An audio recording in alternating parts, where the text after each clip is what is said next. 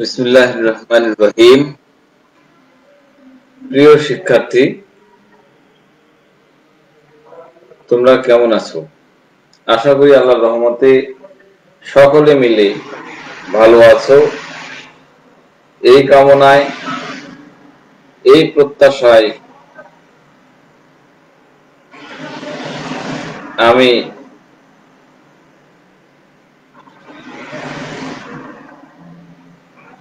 Technically প্রবলেমের কারণে একটু দেরি হলো। তো আশা করি তোমরা সবাই ভালো আছো। আমার আজকে 17 নম্বর ক্লাস 17তম লেকচারের আমি একটি রিপিট ক্লাস নিচ্ছি, যেখানে এর আগের ক্লাসটা ছিল লাইটিং স্কিম এবং লাইটিং স্কিম ডিজাইনের উপরে। আর আজকে আমি রিপিট ক্লাস নিচ্ছি যে পরিবাহীর সাইজ, বিদ্যুৎ বহন ক্ষমতা নির্ণয়ে বিবেচ্য বিষয়, সার্কিট ও সাব সার্কিটের কারেন্ট বহন ক্ষমতা নিরূপণ, পরিবাহীর ভোল্টেজ ও ভোল্টেজ ড্রপ ক্যালকুলেশন, আর আরএম, আরই, আইএসডব্লিউজি এর অর্থ এবং উপযোগের ব্যাখ্যা। এটি গুরুত্বপূর্ণ একটা বিষয় পরিবাহী। এই পরিবাহীর 7ম অধ্যায়ে দেখবা যে পরিবাহীর বিদ্যুৎ বহন ক্ষমতা ও আকার নির্ণয় হিসাবের মূলনীতি কি।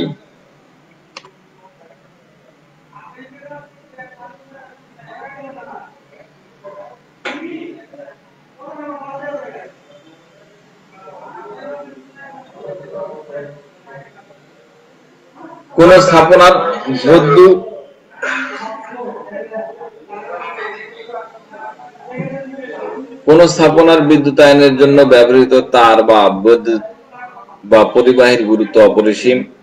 প্রয়োজনীয় বিদ্যুৎ বহন ক্ষমতা সম্পন্ন উপযুক্ত সাইজের পরিবাহী নির্বাচন একজন বৈদ্যুতিক প্রযুক্তি কর্মীর কাজের একটি অতি প্রয়োজনীয় অংশ। আভ্যন্তরীণ ওয়্যারিং এ সাধারণভাবেই যথোপযুক্ত ইনসুলেশন যুক্ত তামার তার ব্যবহৃত হয়। সার্কিটের ভোল্টেজ, কারেন্ট ও প্রকৃতির উপর নির্ভর করে পরিবাহী নির্বাচন করা যায়। তারের সাইজ নির্বাচন যথাযথ না হলে কম ক্ষমতার তারের মধ্য দিয়ে যদি বেশি কারেন্ট অধিক সময়ব্যাপী প্রবাহিত হয়, তাহলে তার গরম হয়ে ইনসুলেশন নষ্ট হতে থাকে এবং একসময় শর্ট সার্কিট হয়ে বিপদ ঘটায়। এবার আমরা আসি যে পরিবাহীর সাইজ এবং বিদ্যুৎ বহন ক্ষমতা নির্ণয় বিবেচ্য বিষয় কি কি। এখানে 3টি বিবেচ্য বিষয় আছে। 1, কারেন্ট বহন ক্ষমতা; 2, ভোল্টেজ ঘাটতি বা ভোল্টেজ ড্রপ; আর ন্যূনতম অনুমোদিত সাইজ। 1, কারেন্ট বহন ক্ষমতা। বর্তনীর কারেন্ট মূলত নির্ভর করে সার্কিটের গৃহীত পাওয়ারের উপরে। পাওয়ারের ভিত্তিতে নির্ধারিত হয় সাব সার্কিটের সংখ্যা। বৈদ্যুতিক সার্কিটে সাব সার্কিটের সংখ্যা যত বেশি হয়, কারেন্ট প্রবাহের পরিমাণও তত বেশি হয়। সাব সার্কিটের লোড হ্রাস পেলে সার্কিটের কারেন্ট প্রবাহ হ্রাস পায়।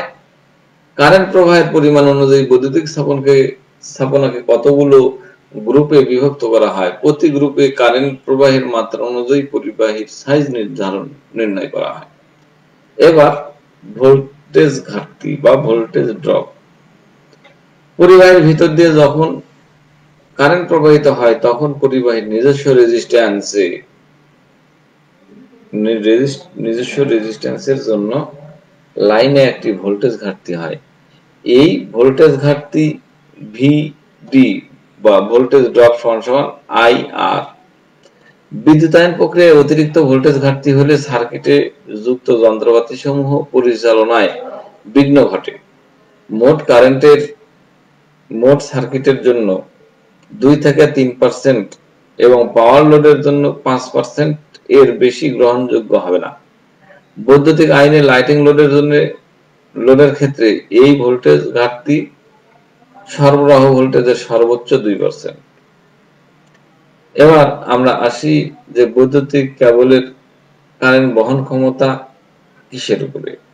এইখানে কেবল সাইজ পুরাতন নিয়মে দেওয়া আছে। কেবল সাইজ নতুন নিয়মে দেওয়া আছে এবং তার কারেন্ট রেটিং অ্যাম্পিয়ার কত আছে, প্রতি ভোল্টেজ পতনে কত অ্যাম্পিয়ার মিটার আছে সেটিও এখানে দেওয়া আছে। তো প্রিয় শিক্ষার্থী দেখো এখানে আগের সংখ্যা তারের গেজ সংখ্যা 18 মানে সিঙ্গেল কোরের 18 নাম্বার তার, 18 নাম্বার গেজ। এই গেজ যত কম সংখ্যক হবে তত তার মোটা হবে, আর গেজ সংখ্যা যত বেশি হবে তার তত চিকন হবে। যেমন এখানে 22 নাম্বার গেজ দেখতে পাচ্ছ, 20 এগুলা 22 হচ্ছে 18 চাইতে 20 চিকন, 20 চাইতে 22 চিকন। তো এরকম ভাবে যত সংখ্যা বাড়বে তত ইয়ে হবে। এরপরে আমরা পরিবাহীর ন্যূনতম অনুমোদিত সাইজ, সার্কিটের কারেন্ট বহন ক্ষমতা যাই হোক না কেন তারের সাইজ নির্বাচনে লোড কারেন্ট ও ভোল্টেজ ঘাটতি বিবেচনা ছাড়াও উক্ত সার্কিটের জন্য অনুমোদিত সাইজ বিবেচনা করতে হয়।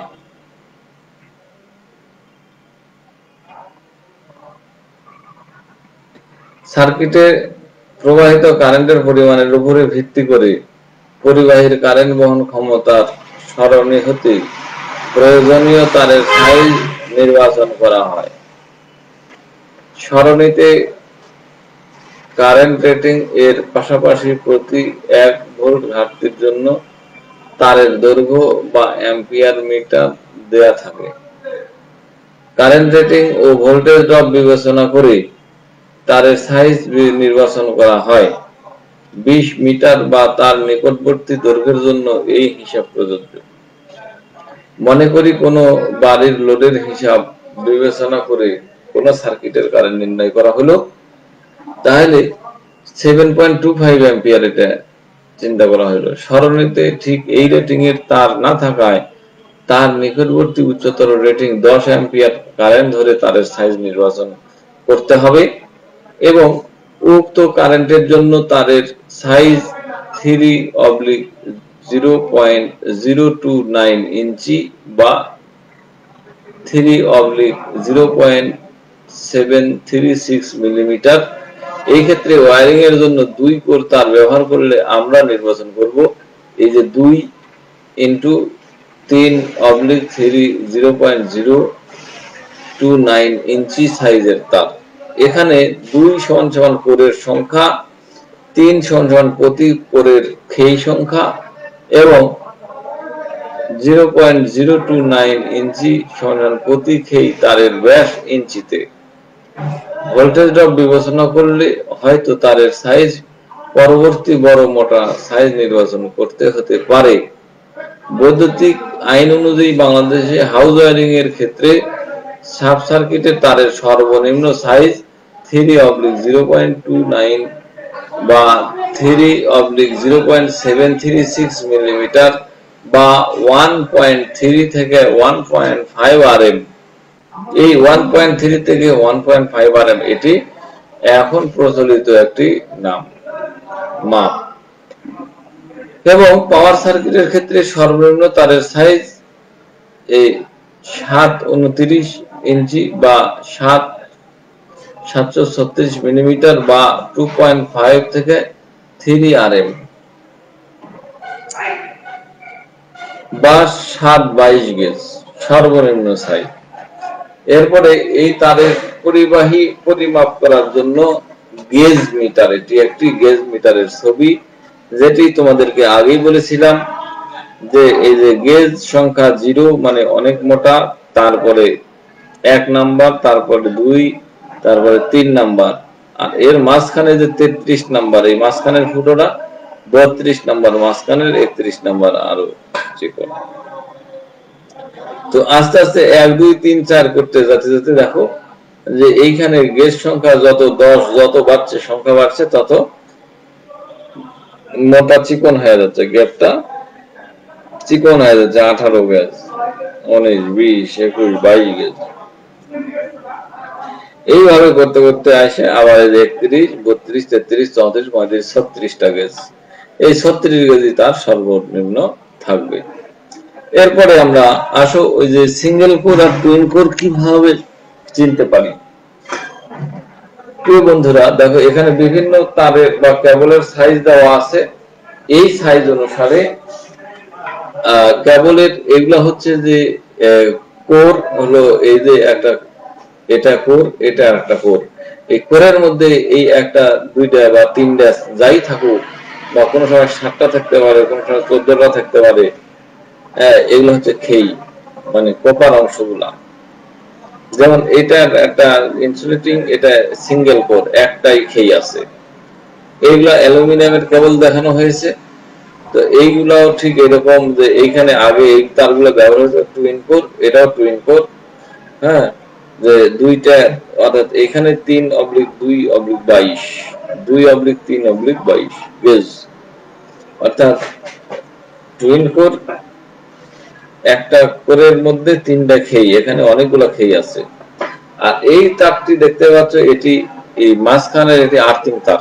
আগে আর্থিং তার ওর ভিতরেই দেওয়া হতো, কিন্তু এখন কপারের দাম বেড়ে যাওয়াই হোক আর অন্য যে কোনো কারণেই হোক, এই একসাথে এটা দিচ্ছে না, যাতে খরচ বেশি। যেখানে আর্থিং তার লাগবে না সেখানে দিলে এর অপচয় বেশি হবে। এবার সার্কিট ও সাব সার্কিটের কারেন্ট বহন ক্ষমতা নিরূপণ কিভাবে করতে হয়। ওয়্যারিং সার্কিট ও সাব সার্কিটের কারেন্ট বহন ক্ষমতা নিরূপণের সুবিধার্থে লাইটিং সার্কিট ও পাওয়ার সার্কিটকে পৃথক পৃথক ভাবে হিসাব করা হয়। এই লাইটিং সার্কিটের মধ্যে কি কি থাকবে? বাতি, পাখা ইত্যাদি অ্যাপ্লায়েন্সের গায়ের যেগুলা 100 ওয়াটের নিচে। এবং এর লোড হিসাব কিভাবে হবে? ইনক্যান্ডেসেন্ট ল্যাম্প হলো 60 ওয়াট, টিউবলাইট 40 ওয়াট।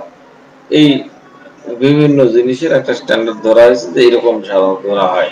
56 ইঞ্চি সিলিং ফ্যান হলে 80 ওয়াট ধরা।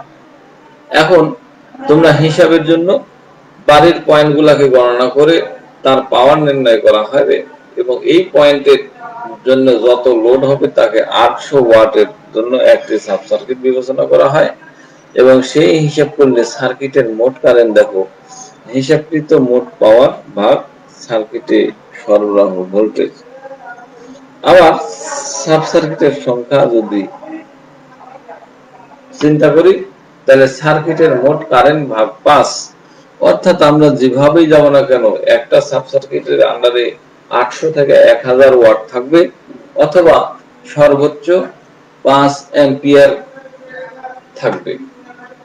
এই হচ্ছে সংখ্যা। আর সংখ্যা থাকলে 8 থেকে 10টি পয়েন্ট থাকবে, তার বেশি থাকতে পারবে না। এখন সাব সার্কিটের সংখ্যা হলো, সার্কিটের হিসাবকৃত মোট পাওয়ারকে 800 দিয়ে ভাগ করলে সাব সার্কিটের সংখ্যা পাওয়া যায়। এবার পাওয়ার সার্কিট মূলত দুই ধরনের, যথা বাসাবাড়ির পাওয়ার সার্কিট এবং ইন্ডাস্ট্রিয়াল পাওয়ার সার্কিট। বাসাবাড়ির পাওয়ার সার্কিটের মূলত 3 পিন সকেট আউটলেট, এবং প্রতিটি সকেট আউটলেট পয়েন্টের পাওয়ার 1000 ওয়াট ধরা হয়।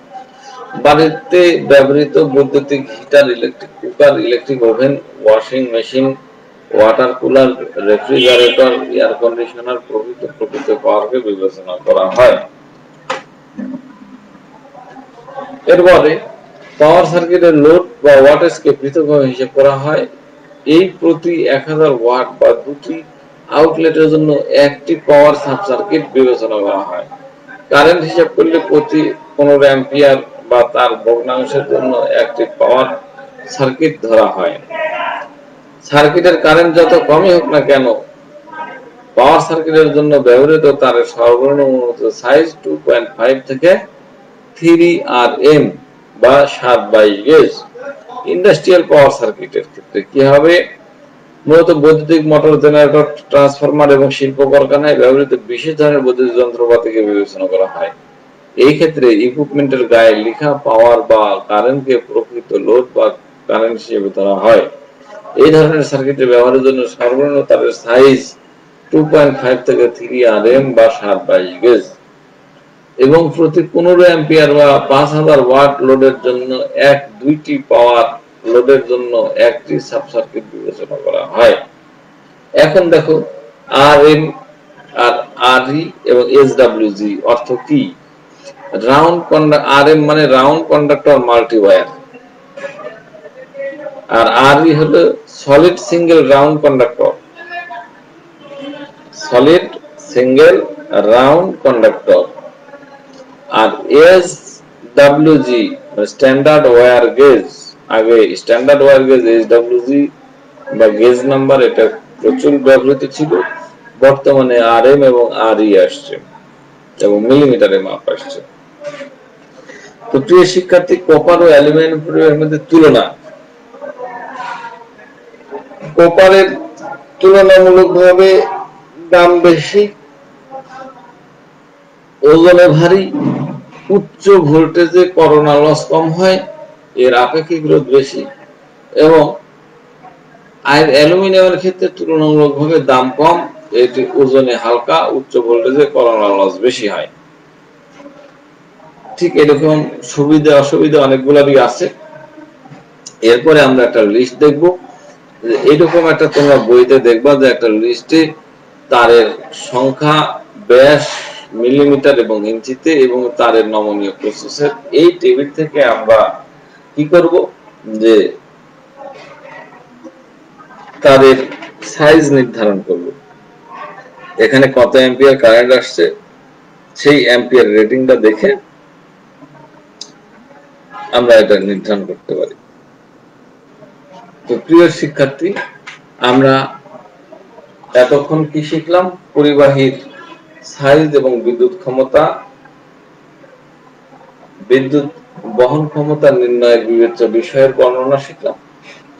আর সার্কিট ও সাব সার্কিটের কারেন্ট বহন ক্ষমতা নিরূপণ, পরিবাহীর ভোল্টেজ ও voltage drop calculation, R M, R E এবং এস ডাব্লিউজি এর অর্থ এবং উপযোগের ব্যাখ্যা নিয়ে আলোচনা করা হলো। এবার তোমরা বাড়ির কাজ হিসেবে এই কাজগুলি তোমার শিক্ষককে জমা দিবে, যে পরিবাহীর সাইজ এবং বিদ্যুৎ বহন ক্ষমতা নির্ণয়ে বিবেচ্য বিষয়গুলো বর্ণনা করো। সার্কিট ও সাব সার্কিটের কারেন্ট বহন ক্ষমতা নিরূপণ কেন করা হয়? কেবলের ভোল্টেজ ও ভোল্টেজ ড্রপ হিসাব কেন বিবেচনা করতে হয় লিখো। আর এম, আর ই এবং এস ডাব্লিউজি এর অর্থ লিখো। এই কাজগুলি করে তোমরা সংশ্লিষ্ট তোমার কলেজের শিক্ষককে, এই বিষয়ের শিক্ষককে জমা দিবে অ্যাসাইনমেন্ট আকারে। আগামী ক্লাসে এর গাণিতিক সমস্যার সমাধান হবে এবং বিভিন্ন বৈদ্যুতিক বিধি নিয়ে আলোচনা করা হবে। ধন্যবাদ সকলকে আমার ফেসবুক লাইভ সাথে থাকার জন্য।